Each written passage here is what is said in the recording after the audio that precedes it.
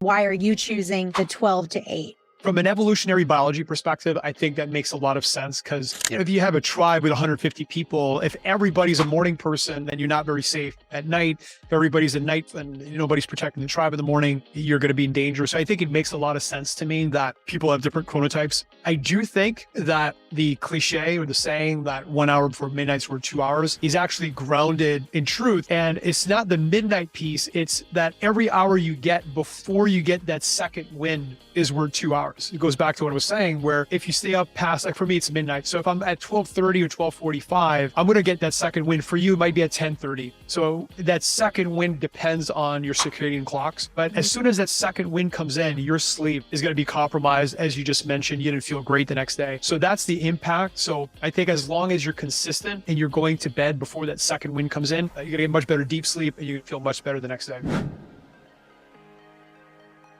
This really is like the most nutrient rich supplements that you can find, and they are amazing. I have tried them. I absolutely love them. So use the coupon code